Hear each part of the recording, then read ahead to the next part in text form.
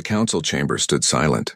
50 years had passed since the event that changed everything. 50 years since humanity closed its borders and turned its guns outward. 50 years since an entire species vanished from the galaxy. Ambassador Kelleth walked through the empty hallways. His footsteps echoed against the marble floors. The young diplomat carried a data tablet in his lower right hand. His species had forearms, which made carrying things easy, but today the tablet felt heavy. Inside it were secrets. Dark secrets that the galaxy had buried. Kelleth was fourth generation. His great-grandmother had seen the war, but she never spoke about it. Nobody did. The older species whispered about it in private. They called it many names. The purge, the silence, the human answer. But never in public. Never where humans could hear. The council room doors opened. Inside sat representatives from 20 different species. Birds with bright feathers, beings made of crystal, things that floated in tanks of gas. All of them waited. At the center table sat Dr. Sarah Chen. She was human. She was also very old, perhaps the oldest human still alive. Dr. Chen did not look up when Kelleth entered. Her hands were folded on the table. Her white hair was pulled back tight. Her face showed many wrinkles. Each one was a year of memory. Each one was a weight of history. "The vote is complete," Speaker Voth announced. His voice boomed through the chamber. "By majority decision, the sealed archives will be opened. The human war records will be made available for study." Several representatives shifted in their seats. Some looked nervous. Others looked curious. A few looked at Dr. Chen with what might have been fear or pity. It was hard to tell. Kelleth stepped forward. "Ambassador Chen," he said carefully, "my people believe the galaxy deserves to know the truth. We have lived with whispers and rumors for too long. The Zathran are gone, but we do not know why. We do not know what they did to deserve such punishment." Dr. Chen finally looked up. Her eyes were dark. They held something ancient in them, something cold. "You want to know?" she said. Her voice was quiet, but everyone heard it. "You want to understand why humanity wiped out an entire species? Why we killed them all? Every last one. Men, women, children. Every single Zathran that existed?" The room became even quieter. Kelleth felt his breathing quicken. Something in her tone made his skin crawl, but he pressed on. "Yes. That is what we seek to understand." Dr. Chen stood slowly. Her bones cracked. She was ancient by human standards. Most humans died much younger, but she had lived. She had carried the burden of memory. She walked to the center of the chamber. Her footsteps were soft, but everyone watched her. "There is an AI," she said. "It guards the archives. It has kept the records sealed for 50 years. The galaxy voted to open them, so they will open. But I will tell you something first." She paused. Her eyes swept across every representative. "Once you see what is inside those files, you cannot unsee it. Once you know what the Zathran did, you will understand. And you will never look at humanity the same way again." Kelleth felt a chill run down his spine. All four of his arms trembled slightly. "What did they do?" he asked. Dr. Chen smiled. It was not a happy smile. It was the smile of someone who had seen hell and survived. "They took our children," she said simply. "They came to our worlds. They came with promises of friendship. And then they took our children. Every colony world we had, every station, every ship. They took them all." Someone in the council gasped. Kelleth felt his stomach drop. Children. The most precious thing to any species. The future. The innocent. "I was 7 years old," Dr. Chen continued. Her voice remained steady. "I lived on New Brisbane. It was a beautiful world. Green fields. Blue oceans. 3 suns in the sky. My father was a teacher. My mother was a doctor. I had a little brother named Tommy. He was 4.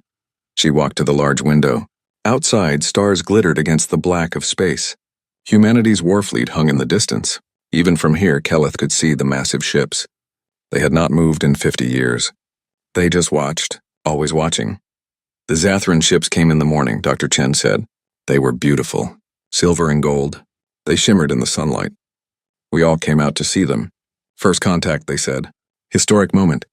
The beginning of a friendship between species." Her hands pressed against the glass. Then they activated their machines. We did not know what was happening at first. Children started walking toward the ships. Just children, all of them. Like they were in a trance. My brother took my hand. He was smiling. He said the pretty lights were calling him. My mother grabbed him. She held him tight. But the machine was strong. It pulled him from her arms. It pulled all of them. Every child under the age of 12. 8 million people lived on New Brisbane. 2 million were children. The Zathran took them all. Kelleth heard crying in the council. Some of the representatives were weeping openly.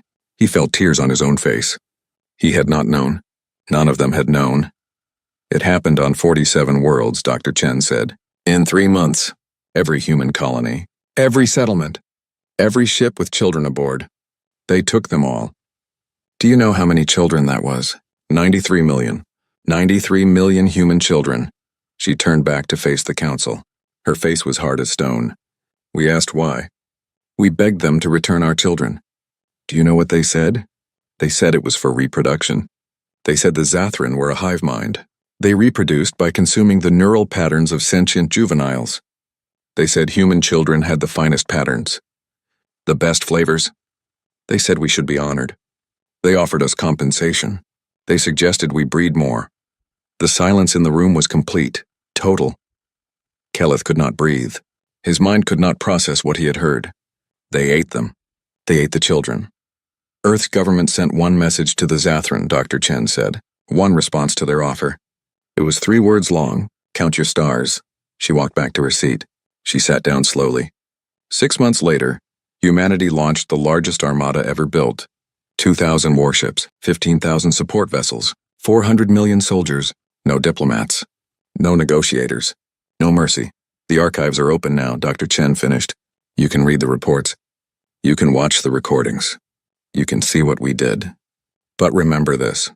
You asked for this truth. You wanted to know why humanity became monsters. She looked directly at Kelleth. We did not become monsters. We simply responded to monsters in the only language they would understand. The council session ended. Representatives filed out quietly. Kelleth stayed in his seat.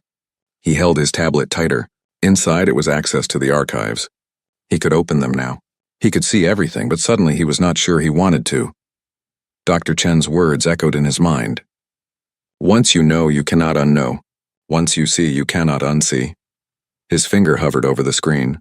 Outside the window, humanity's fleet continued its eternal watch. Waiting. Always waiting. Making sure nothing like the Zathran would ever rise again. Kelleth pressed the button. The archives opened, and he began to read the story of how humanity learned that some evils are too great to forgive, some crimes too terrible to punish with anything less than complete extinction. 50 years earlier, New Brisbane was a paradise. Captain Marcus Reeves remembered it clearly. He had grown up there. Green fields stretched to the horizon. Crystal clear rivers ran through the valleys. 3 suns painted the sky in colors that Earth never saw, orange and purple and gold. Marcus had left his homeworld to join the colony defense force. It was mostly boring work. Pirates sometimes tried to steal cargo shipments. Occasionally there were disputes between mining operations. Nothing serious, nothing dangerous. The galaxy was at peace. It had been at peace for 300 years. His daughter Zara was 8 years old. She had her mother's red hair and his stubborn chin. She wanted to be a pilot like her father. She would sit in his lap and pretend to fly his ship. She would make engine noises and laugh when he pretended to crash. The day the Zathran came, Marcus was on patrol near the outer system. It was routine. Check the sensors. Watch for anomalies. Report back every 6 hours. His co-pilot was half asleep. They were talking about the upcoming Harvest Festival. Then the alarm screamed. Ships were entering the system. Big ships. Unknown signatures. Marcus's heart jumped. First contact. Real first contact. Not explorers or traders. A full diplomatic fleet. The ships were beautiful. They shimmered like liquid metal. Silver and gold mixed together. They moved in perfect formation. Graceful. Elegant. The Zathran sent greetings in perfect standard. Their translation was flawless. They spoke of peace, of friendship, of the wonders they would share with humanity. Dr. James Okonkwo was the first contact specialist on New Brisbane. Marcus watched the transmissions from his patrol ship. Dr. Okonkwo was excited. This was his life's work. The moment every xenologist dreamed of. A new species. A new culture. A new friend among the stars. The Zathran landed 3 days later. They held meetings. They shared technology. They spoke of joining the galactic community. Everything seemed perfect. Too perfect, Marcus would think later. But at the time, everyone was celebrating. Humanity was no longer alone. It happened on the fourth day. Marcus was eating breakfast in the mess hall when the emergency channel lit up. Every frequency, every band screaming, parents screaming, children crying, and then silence, terrible silence. His ship raced back to New Brisbane. The journey took 6 hours. 6 hours of unanswered calls, 6 hours of static, 6 hours of growing dread that turned his stomach into knots. When they arrived, the Zathran ships were gone. The colony was intact. Buildings stood normal. Streets were empty but undamaged. Nothing was destroyed. Nothing was burned. But something was missing. Something vital. Something that made Marcus's blood run cold. The children, all of them, gone. Marcus landed in the main square. People wandered in a daze. Some were crying. Some were just staring, adults, teenagers, old people. But no children. Not a single one under 12 years old. He found his wife Sarah in their home. She was sitting on the floor of Zara's room, holding one of Zara's toys, a stuffed bear with button eyes. Sarah was not crying. She was beyond tears. Her eyes were empty. "They took her," Sarah whispered. "I tried to hold her. I held her so tight. But the light pulled her away. The Zathran light, it pulled all of them. Like a magnet." They walked into the ship smiling. Zara was smiling Marcus. She did not understand. Marcus ran through the streets. He checked every building, every home, every school. The pattern was the same everywhere. Only children were gone. Only the young ones, babies, toddlers, elementary students. 2 million of them. Banished. In the central plaza, he found something that made him stop. A handprint on the wall, small, child-sized, done in dried blood. Next to it, scratched into the concrete, was a single word. "Daddy." Marcus fell to his knees. His hands traced the letters. He knew that handwriting. Zara, his little girl. She had left him a message. A goodbye. She had fought. She had tried to stay. But they took her anyway. The reports came in through the day. New Brisbane was not alone. 46 other colonies. Every human world in settled space. The same thing everywhere. The Zathran had struck simultaneously, coordinated, planned. This was not random.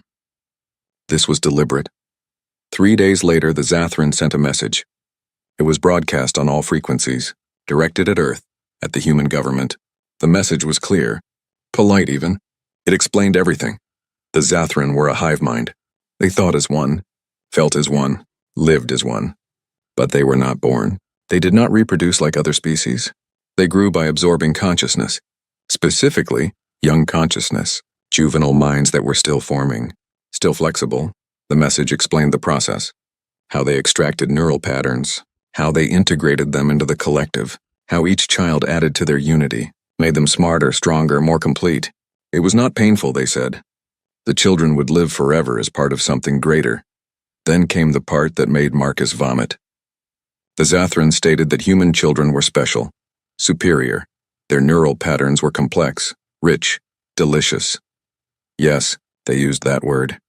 Delicious. Like humanity had bred fine livestock, the message ended with an offer. Compensation for the taken children, technology, resources, trade agreements, and a suggestion.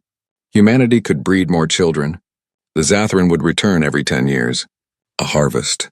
A partnership that would benefit both species. Marcus watched the message replay in the colony's command center. Around him, adults sat in shock. Some were crying. Some were screaming. Some just stared at the screens with dead eyes. Dr. Okonkwo had locked himself in his quarters. They found him 3 hours later. He had killed himself, left a note that said simply, "I brought them here." Earth's response came quickly. The entire human government held an emergency session. It lasted 4 hours. The transmission went out on every channel, every frequency, every band that could reach the Zathran. It was short. 3 words, count your stars. The Zathran did not understand at first. They sent another message asking for clarification. No response came. Earth went silent. Every human ship was recalled. Every station closed its docks. The borders sealed tight. Marcus stayed on New Brisbane. There was nothing else to do. No children to raise. No future to plan for. He volunteered for the memorial project. They were building a wall with all the names. 2 million names. Each one carved by hand. Each one a life stolen. He carved Zara's name himself. Zara Marie Reeves, Age 8. Loved flying. Loved laughing. Loved her father. The stone was cold under his fingers. He traced each letter carefully, perfectly. It was the last thing he could do for her. Sarah never spoke again. The doctors said it was trauma, selective mutism, but Marcus knew better. She had nothing left to say. The Zathran had taken the only thing that mattered. Their daughter, their future, their reason for living. 4 months passed. Then the message came. Every human received it simultaneously. On every device, every screen, every speaker. The message was simple. Report to your nearest recruitment center. Humanity was going to war. Marcus was one of the first to volunteer. So was nearly every adult who had lost a child. The recruitment centers were flooded.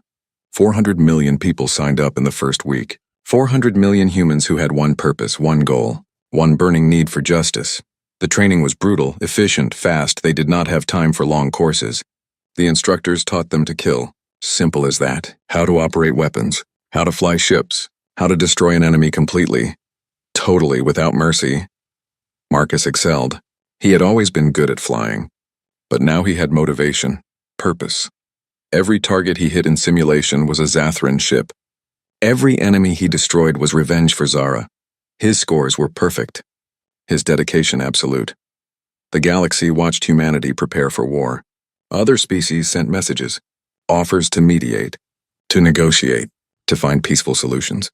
Humanity ignored them all. There would be no peace, no mercy, no second chances.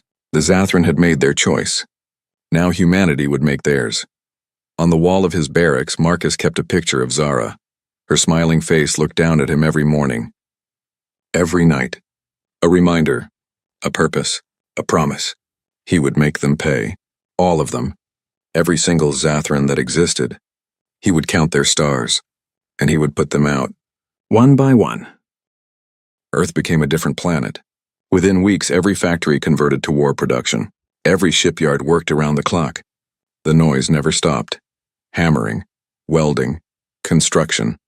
The planet breathed fire and steel. Fleet Admiral Yukiko Tanaka stood in the command center. She was 53 years old, a career officer. She had fought pirates, smugglers, small conflicts on the frontier, but nothing like this. Nothing that required the complete mobilization of an entire species.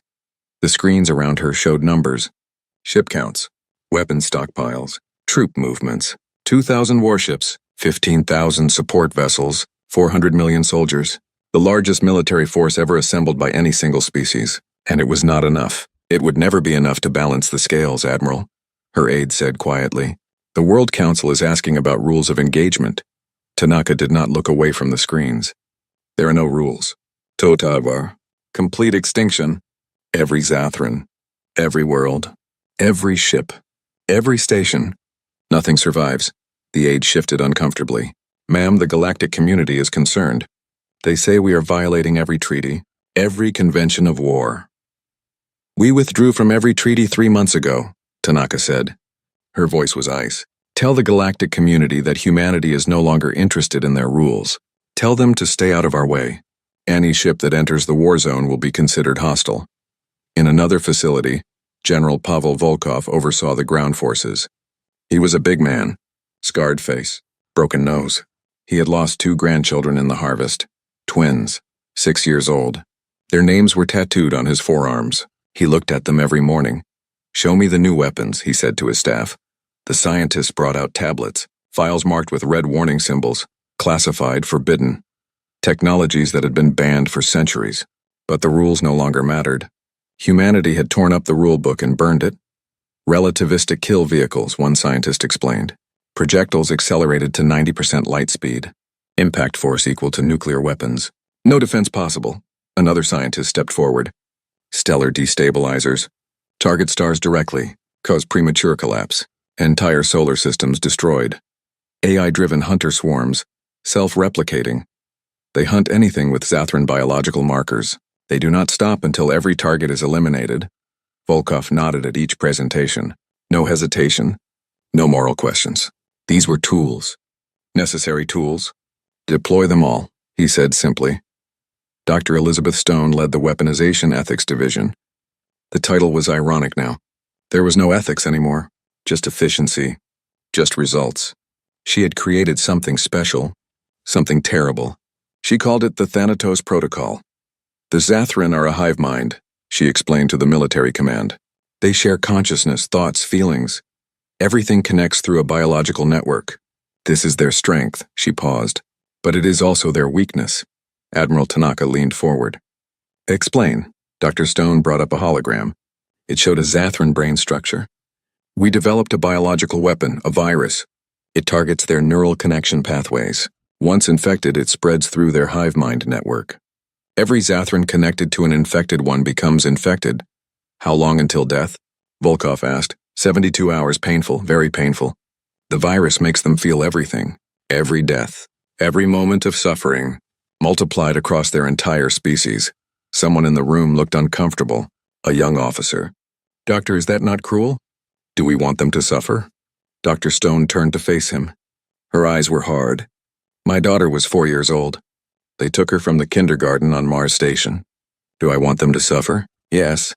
I want them to feel every second of what they did to our children. I want them to know fear. I want them to know pain. I want them to understand what they have done. The young officer said nothing more. Admiral Tanaka approved the protocol. We will use it when the time is right. When we reach their core worlds, let them see us coming. Let them prepare. Let them think they have a chance. And then we will unleash it. The galactic community tried to intervene. Ships from a dozen species approached Earth. They carried diplomats, peace offerings, pleas for restraint. Humanity sent a single message. Turn back or be destroyed. Most turned back. 3 ships did not. They were vaporized by defense platforms. No survivors. The galaxy learned its lesson. Intercepted communications from Zathran space showed confusion. Then concern. Then finally fear. They had fought 23 species before humanity. They had absorbed them all. Added them to the collective. Humans were young, soft, emotional. They would break easily, but the Zathran were wrong. Humanity was not breaking. Humanity was sharpening itself into a weapon with one purpose, one target, one goal. 6 months after the harvest, the Armada was ready. Admiral Tanaka stood on the bridge of the dreadnought Retribution. Around her, the fleet assembled. 2,000 warships, each one massive, each one deadly, each one crewed by people who had lost everything. She gave a speech before they launched. It was broadcast to every ship, every soldier, every human watching from home. It was not long. It was not complicated. It was simple truth. They took our children, she said. Her voice was steady, strong. They took them from their beds, from their schools, from their mother's arms. They took them and they consumed them. They ate our babies like food. They offered to let us breed more, to harvest us like cattle, she paused. The silence was total. Every eye was on her, every ear listening. The Zathran think we are weak. They think we will negotiate. They think we will forgive. They are wrong. We are not going to war. We are going to an extermination. We will ensure they never hunger again, because we will ensure they never exist again. When we are done, she continued, the Zathran will be a memory, a warning, a lesson to every species that looks at the stars. Touch our children and we will end you. Completely, totally, without mercy, without hesitation, without remorse, she raised her hand. For our children, for our future, for humanity. Launch the fleet. 2,000 ships activated their drives. The fleet moved as one. Perfect formation. Perfect coordination. They left Earth's solar system in silence. No fanfare. No celebration. This was not a glorious moment. This was a funeral march. A procession of the damned heading to deliver damnation. On Earth, parents gathered at memorials. They held pictures of their children. They whispered names. They prayed. Not for victory, not for glory, just for justice. For revenge. For the Zathran to understand what they had done. The fleet jumped into hyperspace. The journey to Zathran space would take 3 months. 3 months to prepare, 3 months to sharpen their hatred. 3 months before humanity showed the galaxy what happened when you pushed a peaceful species too far. Admiral Tanaka sat in her command chair. Around her neck hung a locket. Inside was a picture of her grandson, 5 years old, black hair, bright smile, taken from a playground on Luna. She opened the locket, looked at his face, closed it again. Coming for you, she whispered. We are all coming for you. In the darkness between stars, humanity's armada sailed toward war. Behind them, Earth dimmed in the distance. Ahead, the Zathran waited. They did not know what was coming. They could not imagine it. They had never faced an enemy that did not want territory or resources or power. They had never faced an enemy that simply wanted them dead. All of them. Forever. The countdown had begun. 3 months until contact. 3 months until the galaxy learned that some crimes cannot be forgiven, some evils cannot be tolerated, some sins can only be answered with extinction. The first Zathran system fell in 4 hours. Commander Liu Xiang led the hunter-killer squadron. They emerged from hyperspace in perfect formation. The Zathran defense fleet was waiting. 50 capital ships, hundreds of smaller craft. They thought they were ready. They were not ready. Nothing could prepare them for what humanity brought. The Zathran sent a hail. An offer to negotiate. Liu ignored it. His orders were clear. No communication, no mercy. He launched the first strike. Relativistic kill vehicles screamed through space at 90% light speed. The Zathran never saw them coming. 10 ships vaporized instantly. The battle lasted 3 hours. The Zathran fought well. They were experienced warriors. But humanity fought with something they had never faced before. Pure hatred, absolute conviction. Complete willingness to die if it meant taking the enemy with them. When the last Zathran ship exploded, Liu turned his attention to the planet below. 2 billion inhabitants, cities, farms, families, children. The Zathran broadcast desperate pleas. They offered surrender. They offered reparations. They offered anything. Liu activated the planetary bombardment systems. For the children, he said quietly. Then he pressed the button. The planet burned. News of the attack spread through Zathran space instantly. Their hive mind carried the screams of 2 billion souls dying. Every Zathran in the galaxy felt it. Felt the burning. The terror. The absolute destruction. For the first time in their long history, the Zathran knew fear. The Zathran Prime Cluster met in emergency session. They were the leadership. The oldest minds in the collective. They had absorbed 23 species. They had fought countless wars. But they had never faced extinction. We must surrender, one cluster suggested. Offer them everything. Give back the surviving human young. Make peace, and will they accept? Another asked. Silence, they all knew the answer. They felt it in every transmission from the human fleet. Every weapon fired. Every world burned. This was not war. This was extermination. The second system fell. Then the third. Humanity moved like a storm through Zathran space. They did not stop to occupy, did not pause to negotiate. They simply destroyed everything. Ships, stations, habitats, worlds. Nothing was spared. The galactic community sent a coalition fleet to intervene. 12 species, 200 ships. They entered the war zone broadcasting peace symbols, offering to mediate, to stop the killing. Admiral Tanaka gave them one warning: turn back or be destroyed. The coalition fleet did not turn back. They believed humanity would not fire on allies, on friends. They were wrong. Humanity destroyed the entire coalition fleet in 40 minutes. 200 ships, 15,000 personnel, all dead. The message was clear. Stay away, this is not your war. This is not your business. Interfere and die. The galaxy finally understood. Humanity was not bluffing. They were not posturing. They would kill anyone who got in their way. The coalition withdrew. The Galactic Council condemned humanity's actions. Humanity did not respond. They were too busy counting stars. After the first 12 systems fell, the Zathran made a desperate move. They released all surviving human children. 2,400 of them. 93 million had been taken. Only 2,400 remained. The rest had been consumed, integrated, lost forever. The children were placed in escape pods. Sent toward human lines, each pod carried a message. Surrender terms. Peace offerings. The children for mercy. The human fleet recovered the pods. Medical teams examined the children. All were alive. All were physically healthy. But their minds were broken. They had seen things no child should see. They had felt the absorption process begin before being released. Some would never speak again. Some would never sleep without screaming. Admiral Tanaka visited the medical bay. She walked among the rescued children, looked into their empty eyes, held their trembling hands. Then she returned to her bridge. Her face was stone. Response to the Zathran surrender offer? Her communications officer asked.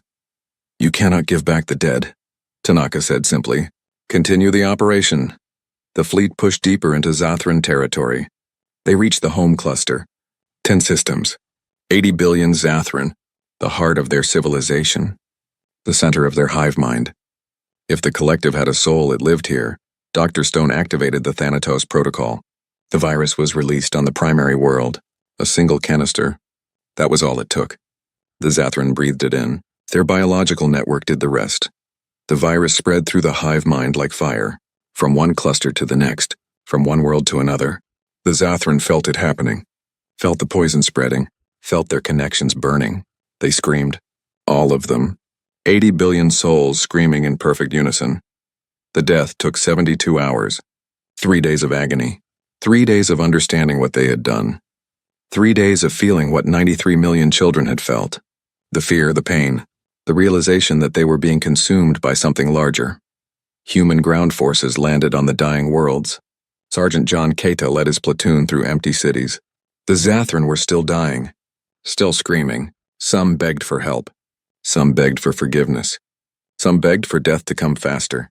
Keita's squad found a Zathran nursery, a place where they raised their young. On the walls were murals, beautiful artwork, detailed paintings, and among them were faces. Human faces. Children's faces. Trophies from their harvest. Keita recognized one face, his niece Emma, 6 years old, blonde hair, blue eyes, taken from Mars. Her face smiled down from the wall. A prize, a conquest, a meal, he wrote in his journal that night. We found murals in their nurseries. Our children's faces, trophies, decorations, they were proud of what they did. Proud of hunting our young. We burned it all. Every building, every city, every trace of their existence. Some people will call us monsters, let them. We know what real monsters look like. When the home cluster died, the virus had spread to every connected Zathran in the galaxy. Their hive mind became their death sentence. Every world felt the dying. Every colony, every ship, every individual connected to the network. The human fleet methodically visited every Zathran world. They checked for survivors, stragglers, isolated colonies that might have disconnected from the network. They found 3 small worlds, agricultural colonies, 200 million Zathran who had chosen isolation, who had rejected the hive mind, who were innocent. Admiral Tanaka stood on her bridge. The reports showed no hostile activity. These Zathran had not participated in the harvest. They had left the collective centuries ago. They were farmers, families, children. Orders, Admiral? Her tactical officer asked. Tanaka looked at the planets on her screen. Peaceful worlds. Innocent worlds. Worlds that had nothing to do with humanity's pain. She thought about mercy, about justice, about the difference between the two. Then she thought about Emma, and Zara, and Tommy, and 93 million others. Children who never got mercy, who never got a second chance. Deploy relativistic weapons, she ordered. Sterilize all 3 worlds, ma'am, the officer said quietly. These colonies were not involved. They are innocent. Tanaka turned to face him. So were our children. Fire the weapons. The last 3 Zathran worlds died in fire. The last of their species vanished from the universe. Complete extinction. Total eradication. Not a single cell remained. Humanity had counted their stars.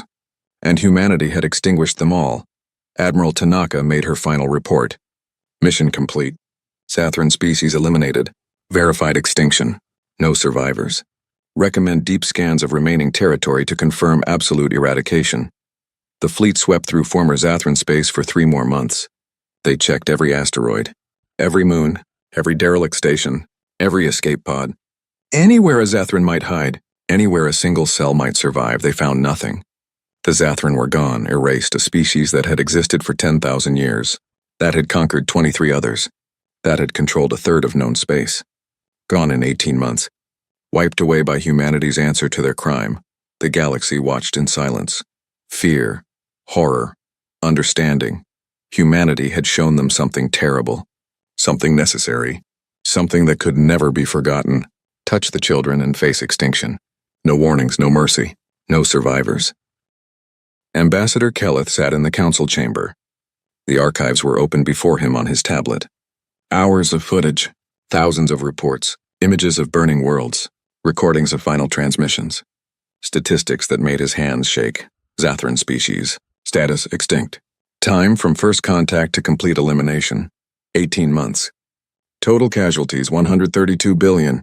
Military 12 billion. Civilian 120 billion. Survival rate 0.00%. Human casualties during the campaign. Military 847,000. Civilian 0. The numbers were stark, clear, brutal. Humanity had suffered almost no losses. This was not war. This was extermination, clinical, efficient, complete. Kelleth discovered something in the archives that made him stop, a file marked with 14 different species names. Not just humans. The Zathran had used others too. Other species who had children, who had young ones with developing minds. The harvest had happened before. Humanity was not the first, just the first to respond with extinction. 2 species had been completely absorbed, their children taken, their cultures destroyed. They were gone now, extinct not by human hands, by Zathran hunger. 12 other species had suffered partial harvests, millions of their children taken. None ever returned. Kelleth felt sick. His people had been on that list. 80,000 years ago, before they had space travel. The Zathran had come to his homeworld. They had taken 20 million young. His species still told stories about the sky demons who stole children. He had thought they were myths. They were not. Dr. Chen entered the chamber. She walked slowly. Her cane tapped against the floor. She looked even older than before. Like speaking the truth had aged her centuries. She sat down beside Kelleth without asking. "You have been reading," she said. Not a question. A statement, Kelleth nodded. He could not speak. His throat was tight. His eyes burned with tears. "Then you know," Dr. Chen continued. "You know we were not the first. You know the Zathran did this for thousands of years. You know they would have continued forever if we had not stopped them. But the innocent ones," Kelleth whispered, "the isolated colonies, the ones who left the hive mind, they did not participate. They were farmers, families. They had children of their own." Dr. Chen was quiet for a long moment. "I know," she finally said. "I voted against killing them. I argued for mercy. I lost that vote. Badly. Do you want to know why?" Kelleth looked at her. "This old woman, this survivor, this keeper of terrible memories. Why? Because we could not risk it," she said. "Because one cell could rebuild. One survivor could reconnect to the hive mind. One Zathran could start it all over again, and we could not. Would not. Let that happen.